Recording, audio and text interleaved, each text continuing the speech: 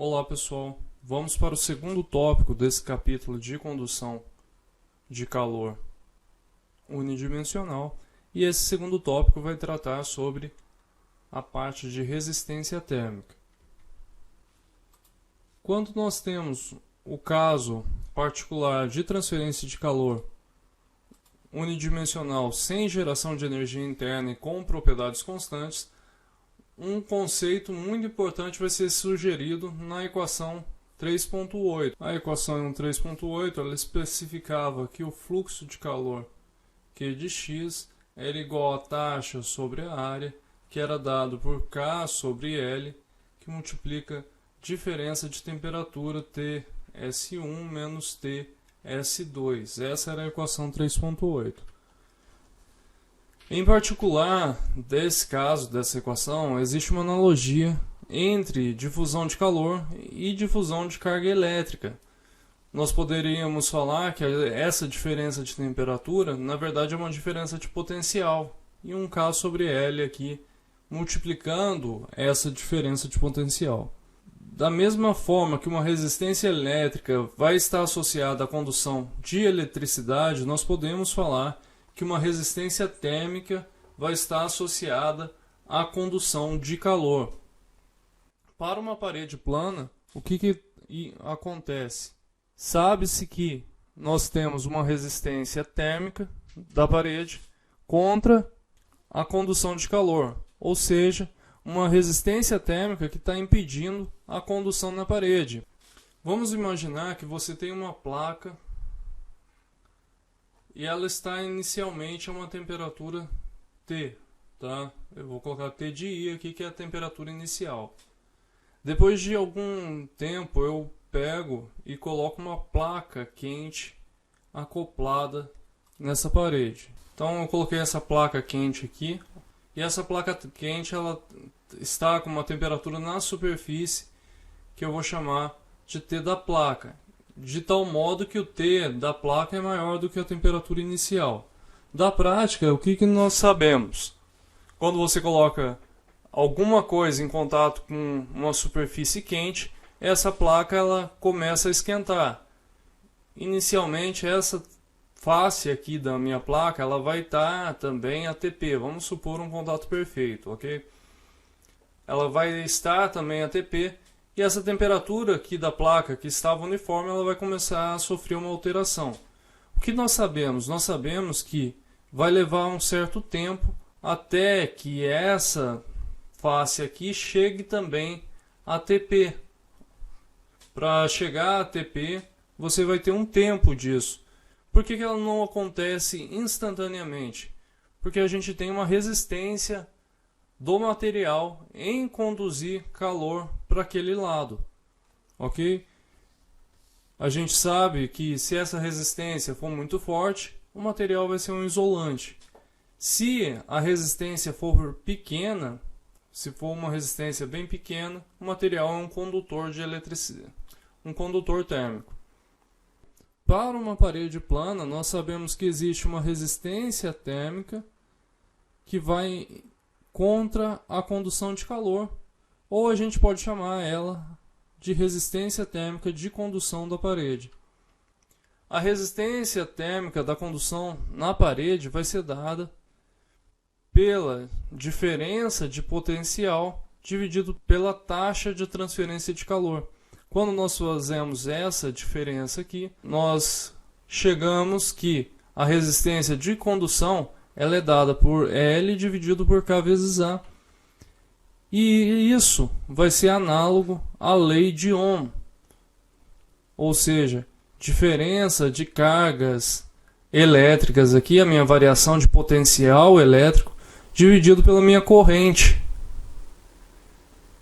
E isso dá L sobre sigma vezes a área da seção do meu condutor. Nesse caso, o sigma, que vai ser a condutividade elétrica do meio, vai equivaler à minha condutividade térmica. Então existe uma analogia entre a lei de Ohm e a definição da resistência elétrica pela lei de Ohm e a definição da resistência térmica dada na transferência de calor. Nós podemos também associar resistências térmicas à transferência de calor por convecção.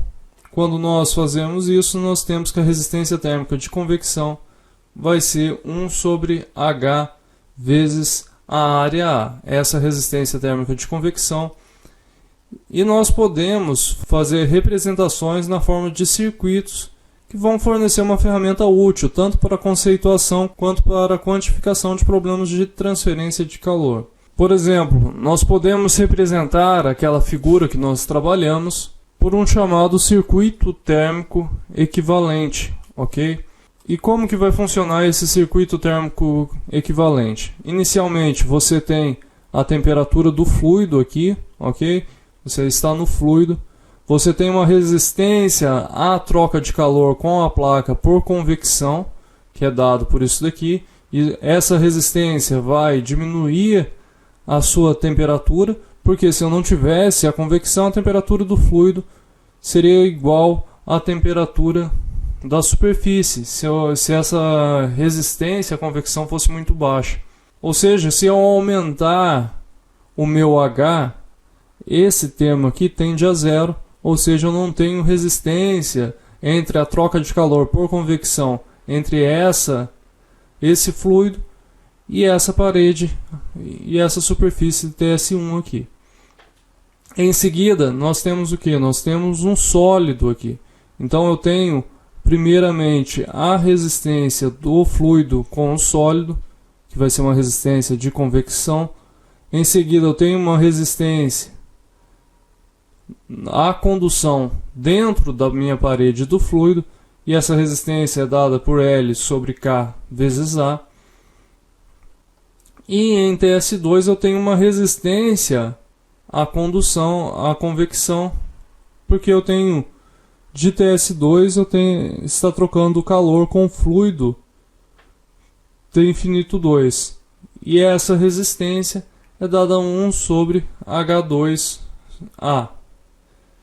Portanto, eu tenho novamente uma nova resistência aqui entre TS2 e T infinito 2. Sempre que a gente tiver uma diferença de temperaturas, a gente vai ter uma resistência associada a isso. Lembrando que isso só é válido para regime permanente, ok? Portanto, a gente tem esse circuito térmico equivalente que é mostrado aqui embaixo. Ok? A taxa de transferência de calor, ela pode ser determinada pela consideração em separado de cada elemento de rede, uma vez que a gente sabe que a taxa de transferência de calor é a variação da energia dividido pela resistência.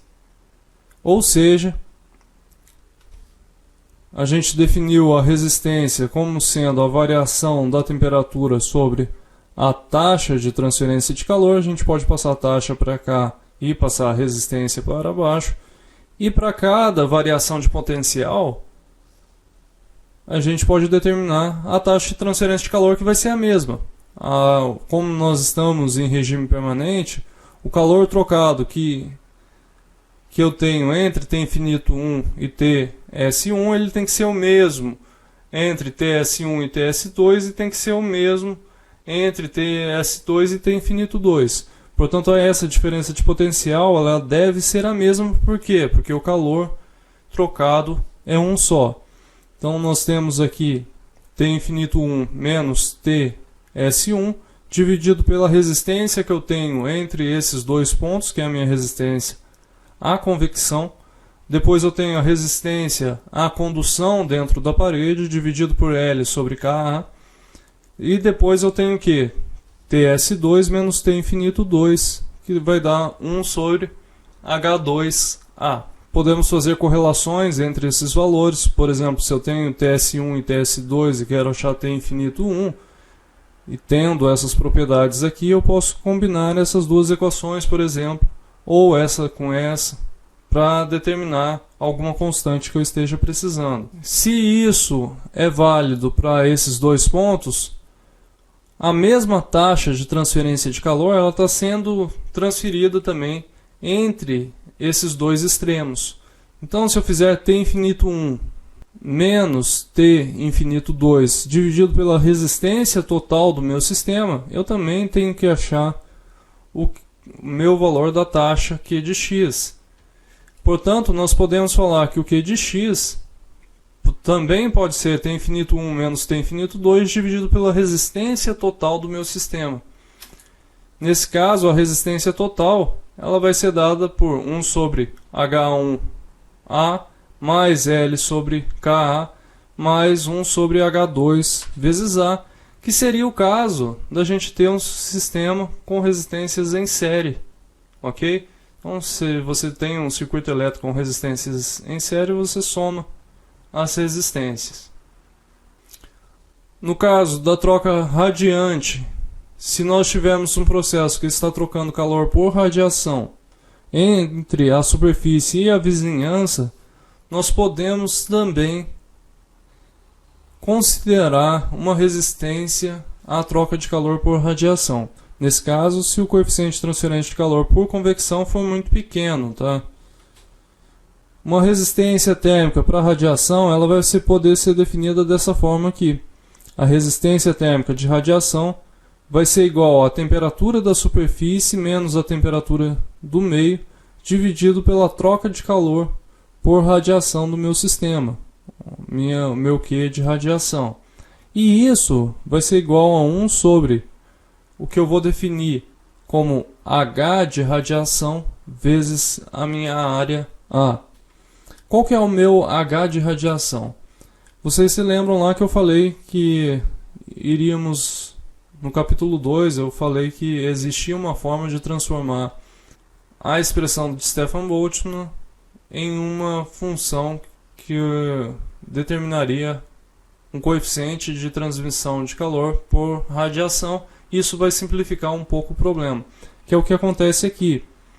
O meu H de radiação vai ser o calor trocado por radiação dividido pela área vezes Ts menos T infinito. A gente sabe que o calor trocado por radiação é epsilon sigma Ts a quarta menos T infinito a quarta. Então, abrindo isso, abrindo aquele polinômio lá, tá? Que de radiação é igual a epsilon sigma Ts a quarta menos T infinito a quarta. Quando eu abro esse polinômio aqui, eu posso simplificar com essa equação de baixo e obter o valor de epsilon sigma Ts ao quadrado mais T infinito ao quadrado, que multiplica Ts mais T infinito, e isso é definido como meu coeficiente de convecção, meu coeficiente de radiação.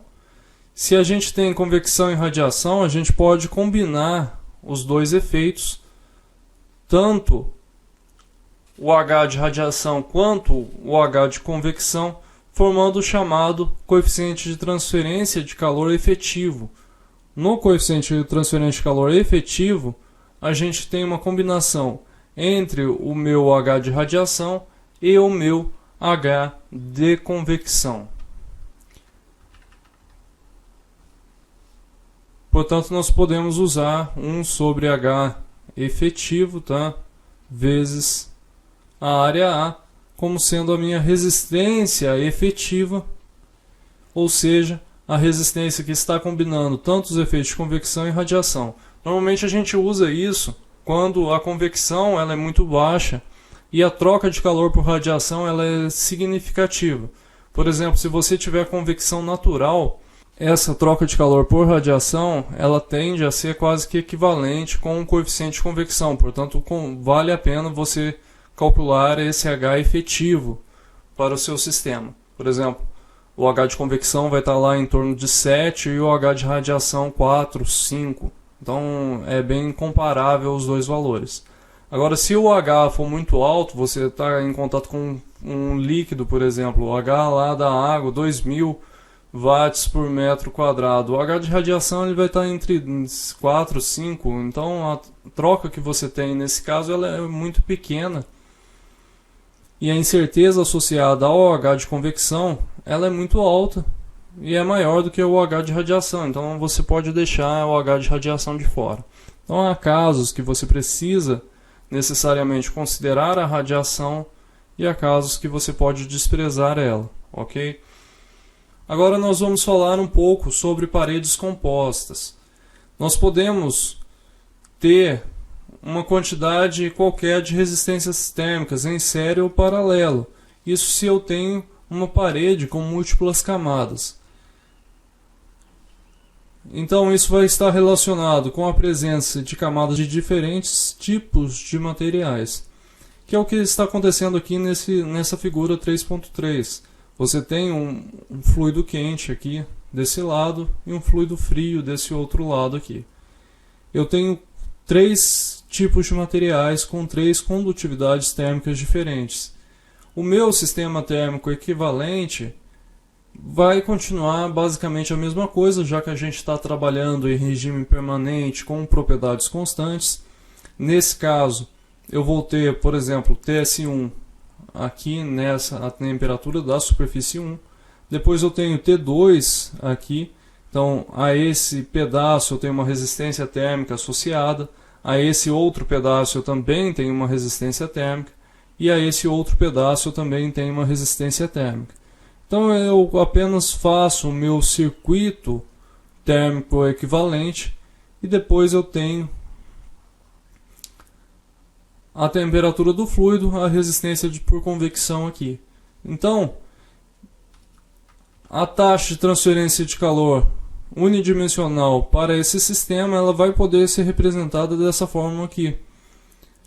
O Q de x pode ser representado por T infinito 1 menos T infinito 4, dividido pelo somatório das resistências térmicas, já que a gente está trabalhando com o sistema em série. Então, vou somar todas essas resistências minhas que eu tenho aqui. Essa pode ser uma combinação de resistências em série, e isso vai dar para a gente resistência por convecção nas duas superfícies, mais a resistência dos 3 materiais aqui, a resistência à condução pelos 3 materiais. No caso de sistemas compostos, frequentemente a gente trabalha com o chamado coeficiente global de transferência de calor. O pessoal de ar-condicionado usa bastante isso, que vai ser uma expressão análoga à lei do resfriamento de Newton, que vai ser dado por isso daqui.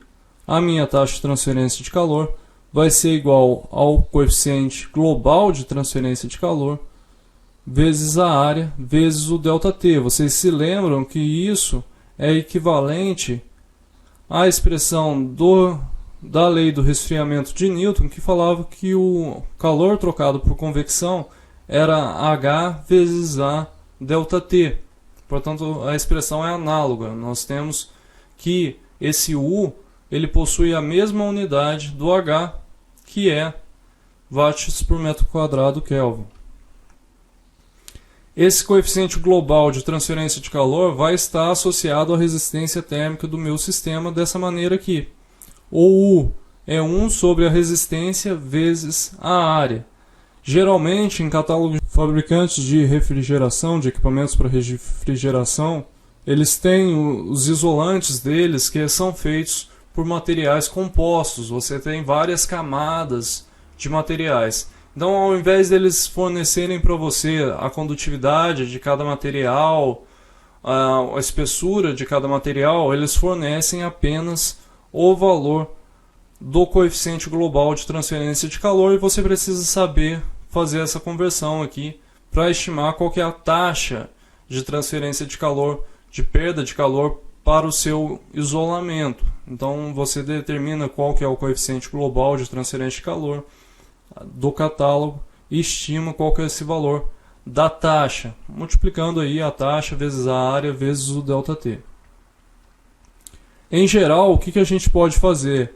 Que a resistência total do meu sistema é o somatório de todas as resistências térmicas que estão associadas em série no meu sistema, que vai ser igual à variação de temperatura dividido pela taxa de transferência de calor, e isso nos dá 1 sobre coeficiente global vezes a área. Nós podemos também ter configurações em série paralelo, que é o caso, por exemplo, dos tijolos da sua casa, da parede da sua casa. Na parede da sua casa, se sua casa é feita de tijolos, nós temos o tijolo. Esse tijolo, normalmente ele é vazado, ele tem ar ali dentro. Em seguida, nós temos uma massa que é colocada. E depois você tem outro tijolo, né? Depois, além disso, você tem o acabamento que vai adicionar uma superfície aqui a mais. Você pode ter uma pintura isolante na parede para não deixar a parede gelada, então você faz uma pintura isolante em ambos os lados. Então o que acontece nesse caso? Nesse caso eu teria um sistema, o calor trocado por uma faixa dessa parede vai ser dado como? Eu tenho uma resistência em série aqui, e aqui eu teria uma resistência em paralelo. Tá? Então, apesar de nesse sistema o escoamento de calor ser multidimensional, frequentemente a gente considera hipóteses de condições unidimensionais, como é o caso da parede aqui que eu mostrei para vocês. Nós podemos considerar que a parede é um corpo sólido que tem um coeficiente de transferência de calor associado a essa parede aqui. Mas para determinar isso, para determinar qual que seria o coeficiente global de transferência de calor dessa parede, nós precisaríamos desenhar qual que era o sistema térmico equivalente.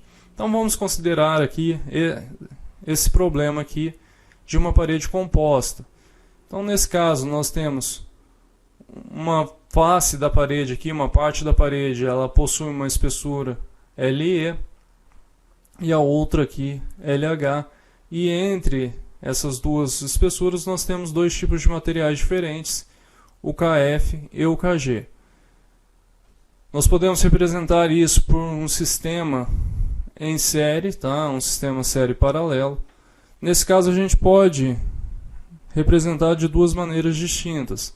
Ou nós consideramos que aqui, primeiramente, a gente tem um sistema em série, depois a gente tem um sistema em paralelo.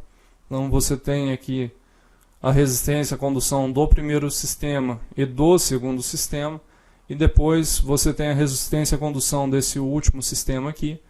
Ou nós podemos representar como sendo dois sistemas distintos, os dois em paralelo. Então você considera, por exemplo, que eu tenho uma divisão aqui e você tem um calor que está sendo trocado por cima e o outro calor que está sendo trocado por baixo, que é o que está representado aqui em B, ok? Então, são essas duas possibilidades que nós temos para esses casos. Nesse caso, nós podemos usar esses dois tipos de circuitos térmicos. Tá? Nós podemos considerar que as superfícies normais, a direção X, sejam isotérmicas, ou seja, nós podemos falar que essas superfícies aqui, elas são isotérmicas, quando na verdade a gente sabe que não são. Ou supor que essas superfícies paralelas à direção X, elas sejam adiabáticas, ou seja, você pode falar que não está sendo trocado calor por aqui, tá? Não está sendo trocado calor de G para F. O calor está sendo trocado apenas de E para G e de G para H. Então, as duas possibilidades é falar, a primeira, falar que essa superfície aqui está todas a mesma temperatura, que seria esse caso A aqui, ok? E a segunda, falar que não está sendo trocado calor de G para L, e a gente divide o nosso sistema em dois, como apresentado aqui em B. O que vai acontecer? Nós vamos obter dois resultados diferentes para a resistência total, tá? E o valor da taxa de transferência de calor, normalmente ele vai estar compreendido entre esses valores previstos para cada um desses casos. Geralmente, vai ser isso mesmo que vai acontecer. Você vai ter um valor da taxa de transferência de calor. Você calcula tanto para o primeiro quanto para o segundo caso aqui. E o valor real ele está entre esses dois valores. Por que acontece isso, tá? Porque se a gente aumentar o valor de KF e KG, tá? Para que esse módulo aqui, KF menos KG, ele fique muito grande, ou seja, a condutividade do material KF for muito diferente da condutividade do material KG, a gente vai ter um efeito multidimensional mais significativo. Ou seja, você pode ter condução em 2, em 3 dimensões, e isso não está previsto no seu modelo. Portanto, essa análise que eu mostrei para vocês, ela é válida quando esse módulo ele é pequeno, ele é relativamente pequeno, ok? Não pode, por exemplo, ser maior que, vamos supor um valor aqui, ser maior que 10, por exemplo, já seria uma diferença grande para um material com condutividade não tão grande, né? Vamos supor que a condutividade do K seja 10 e a do KG 15, já é um efeito significativo, né? Agora, se for, por exemplo, a condutividade 200, do KF 200 e a do KG 195, esse módulo é pequeno. Então vocês precisam dosar um pouco aí para saber quando o efeito multidimensional ele vai ser mais significativo. Nós temos um outro tipo de resistência também, que vai acontecer muito na prática, que é a resistência térmica de contato. A resistência térmica de contato, ela acontece por quê? Porque entre dois materiais, a queda de temperatura na interface desses materiais ela pode ser considerável. Por quê? Porque os materiais eles não possuem uma superfície perfeitamente polida, perfeitamente plana, e a gente tem reentrâncias aqui, nós temos a rugosidade dos dois materiais. Quando a gente encaixa os dois materiais, não existe o chamado contato perfeito entre esses dois materiais. A resistência térmica de contato, portanto, ela vai ser definida dessa forma aqui. Vai ser a área que eu tenho de troca térmica, vezes a diferença de temperatura entre a placa TA e a placa TB, tá? Dividido pelo fluxo de calor que eu estou tendo entre essas duas superfícies. Nós sabemos que existe essa resistência térmica por causa que a gente tem sempre rugosidade na superfície. Vamos observar esse material que está sendo representado aqui na figura 3.5. Nós temos alguns pontos de contato perfeito entre essas duas superfícies. Vocês observam aqui esses pontos de contato, ok? Eu destaquei para vocês aqui. Mas o que nós temos também, quando nós colocamos dois materiais juntos, nós temos fluido. E que fluido é esse daqui? Normalmente vai ser o ar. A pergunta que eu faço para vocês é: vai ocorrer convecção dentro disso daqui? Não, porque ele é muito pequeno, tá? Mesmo que recircule o fluido aqui, a quantidade de fluido ela é tão pequena porque você está trabalhando com a rugosidade, que pode ser de microns. Então você tem apenas o ar. E nós podemos considerar que o ar vai estar basicamente parado. E quando a gente lembra disso, qual que era a condutividade do ar? 0,023 watts por metro Kelvin. Ou seja, o ar ele é um material que era bem isolante. Então, você vai ter esses pontos de contato que vão trocar calor por condução, mas você vai ter também calor sendo trocado através do ar aqui.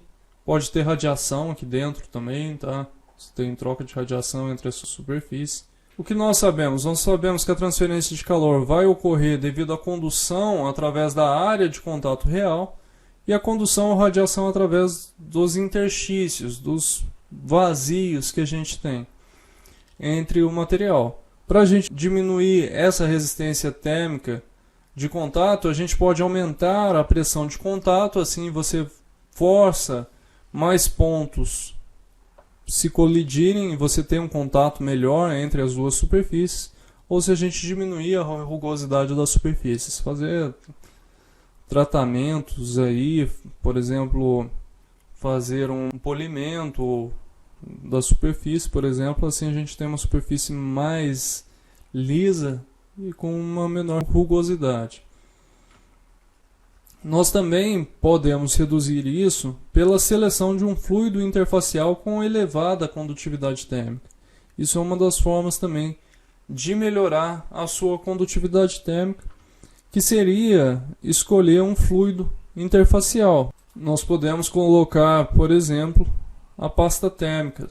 Quando você compra lá um processador para colocar no seu computador, normalmente vem uma bisnaguinha junto que você deve colocar, não pode colocar muito também, porque daí você vai aumentar a espessura. A ideia não é você criar uma nova resistência térmica para a condução de calor, mas sim reduzir o ar entre uma superfície e a outra. Por exemplo, a condutividade do ar, que é 0,023, para uma condutividade de 2, 3 da pasta térmica de contato. Então, seria interessante utilizar isso. Nessa tabela 3.1, a gente tem algumas referências aqui.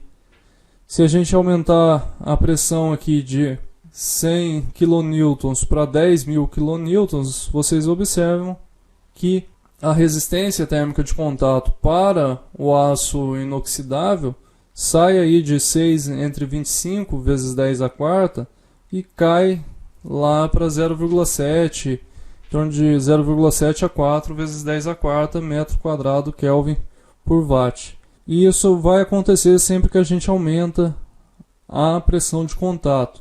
Nós podemos também trocar o fluido interfacial. Vocês observam que se eu utilizar o ar, a minha resistência térmica de contato está entre 2,75 vezes 10 a quarta. No entanto, se eu usar, por exemplo, glicerina, essa resistência de contato ela cai para 0,265, quase 10 vezes menor do que a resistência térmica do ar. Portanto, você pode trocar o fluido interfacial, aumentar a pressão também de contato, e essas são algumas formas de você melhorar a transferência de calor do seu sistema. Aqui nós temos o exemplo dado, tá? Esse daqui é uma simulação feita por um amigo meu. E nesse caso aqui, vocês observam que ele está medindo qual que é a influência da resistência térmica de contato em um dissipador. Você tem, por exemplo, esse daqui de baixo pode ser o seu computador, tá? O processador do seu computador. E ele está aquecendo aqui. Nesse primeiro caso, a gente teria um contato perfeito. Então, nas aletas do seu processador aqui, a temperatura estaria em torno aí de 82 na base aqui, tá? E depois a temperatura na ponta aqui está em torno de 78, um pouquinho para baixo disso. Então você tem uma troca de calor acontecendo. Esse seria um caso ideal se eu tivesse um contato perfeito. O que acontece? Quando você não tem um contato, se você retirar a pasta térmica de contato entre o seu processador e o seu dissipador, vocês observam que não existe uma troca térmica tão boa aqui acontecendo, e a temperatura máxima chega aos 101 graus Celsius aqui, enquanto do contato perfeito estava 91,6. Mas você pode utilizar a pasta térmica de contato, tá? Utilizando a pasta térmica de contato, você consegue melhorar a sua transferência de calor. E observem aqui que na simulação dele a máxima temperatura deu 91,7, enquanto no contato perfeito estava 91,6. Então dá uma diferença boa utilizar uma pasta de contato térmica com uma elevada condutividade e não utilizar nada, tá? Então, por isso que sempre vem lá no seu, quando você compra o processador, sempre tem aquela pasta térmica para você colocar durante a montagem, ok? Vamos então para o exemplo 3.2. No exemplo 3.2, vamos considerar uma parede de 5 metros de altura e 8 metros de comprimento e 0,22 metros de espessura, cuja seção transversal representativa é mostrada nessa figura ao lado. As condutividades térmicas dos vários materiais utilizados são de 2 watts por metro Kelvin em A e em F. De B, condutividade de B é 8, condutividade de C é 20 e a condutividade de D é 15 e aqui de E é 35. As superfícies esquerda e direita da parede são mantidas a temperaturas uniformes de 300 e 100 graus Celsius. Então nós temos temperaturas prescritas aqui, tanto na superfície esquerda quanto na superfície direita. Assumindo que a transferência de calor através da parede é unidimensional, determine a taxa de transferência de calor através da parede, a temperatura no ponto em que as seções B, D e E se encontram, ou seja, a temperatura nesse ponto aqui, tá? E também a queda de temperatura através da seção F. E nós vamos desprezar qualquer resistência de contato nas interfaces. Vamos então para a resolução desse problema. Vamos então para a resolução do exemplo 3.2. Primeira coisa que nós vamos fazer, vamos assumir que temos as condições de regime permanente, as que nós estamos trabalhando até agora, condução unidimensional, propriedades constantes, e também a gente não vai considerar as resistências térmicas devido ao contato, tá? Não vão ser consideradas as resistências térmicas de contato no problema, ok? Então, nesse caso, as resistências térmicas que eu estou me referindo aqui são as de contato. As condutividades que foram dadas são que o Ka e o Kf são iguais a 2 watts por metro Kelvin. O Kb é igual a 8 watts por metro Kelvin, o Kc é igual a 20 watts por metro Kelvin e o Kd é igual a 35 watts por metro Kelvin, ok? Então essas são as condutividades que foram dadas no problema. Qual que é a área representativa? A área representativa equivale a 12 centímetros, ok? Vezes 1 metro. Então vamos ter a área representativa de análise nossa, que é 12 por metro. Portanto, nós vamos ter esse esquema aqui de resistências elétricas. Primeiro nós temos a resistência de condução em A. Em seguida nós temos 3 resistências em paralelo, que são as resistências de C, de B e de C novamente. Em seguida, nós temos 2 resistências, uma resistência de D e a outra resistência de E, e a resistência de F. E eu estou marcando aqui os pontos de interseção entre as resistências. Eu vou chamar de R1, R2, R3, R4, R5, R6 e R7. E eu vou ter as duas temperaturas T1 e T2. Portanto, R1 vai ser igual a RA, que vai ser igual a L sobre K vezes A, aplicado em A. Portanto, nós temos 0,1 dividido por 2 vezes 0,12, e a resistência 1, que é igual à resistência RA, é de 0,04 graus Celsius por watt. Já a resistência 2, ela é igual à resistência 4, porque nós estamos no mesmo material RC, e nós vamos fazer L sobre K vezes a área em C, ok?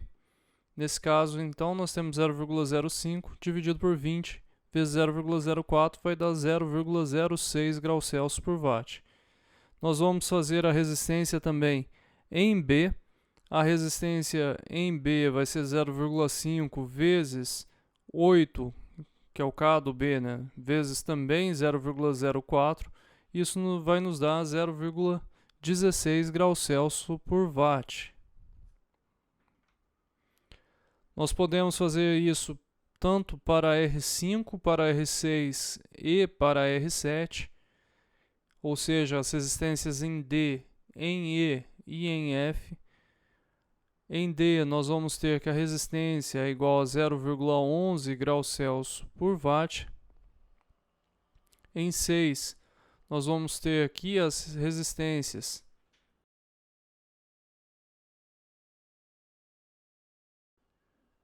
elas são 0,1 dividido por 35 vezes 0,06, que é igual a 0,05 graus Celsius por watt. E em 7, nós temos que a resistência vai dar 0,06 dividido por 12 vezes 0,12. Isso daí é igual a 0,25 graus Celsius por watt. Ok?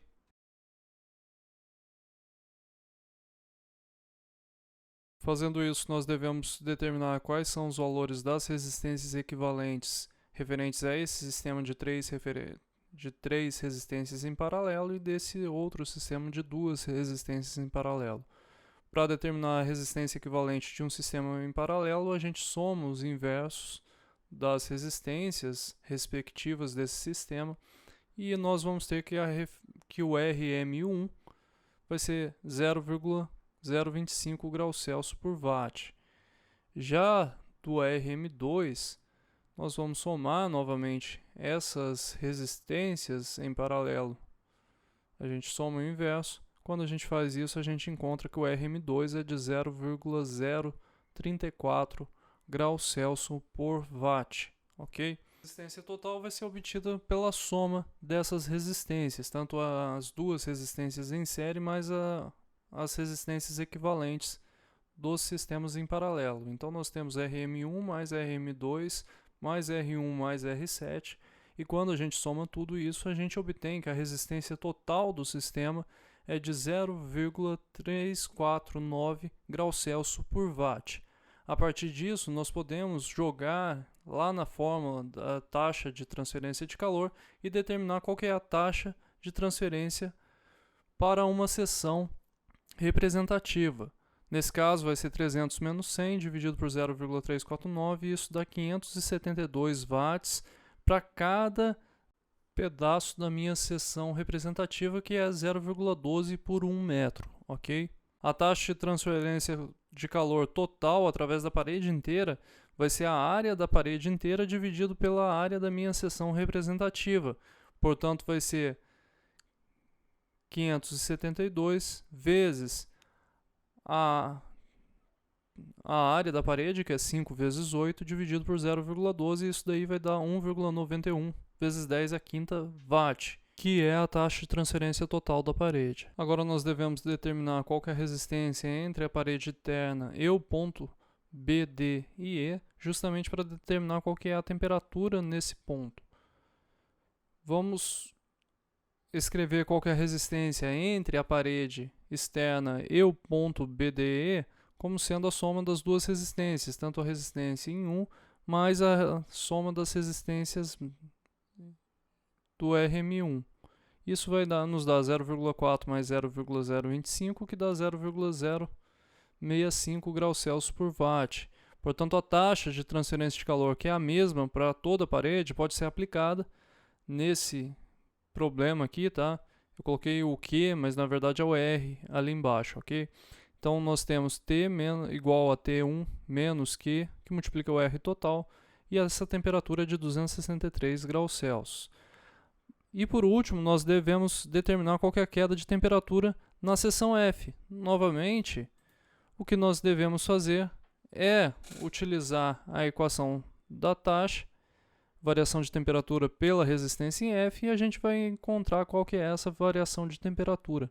Quando a gente faz isso, acha que a variação de temperatura é de 143 graus Celsius. Falta apenas mais uma parte para eu terminar esse subitem de resistência térmica, que eu vou fazer no próximo vídeo. Então vou esperar vocês lá. Abraço para todo mundo.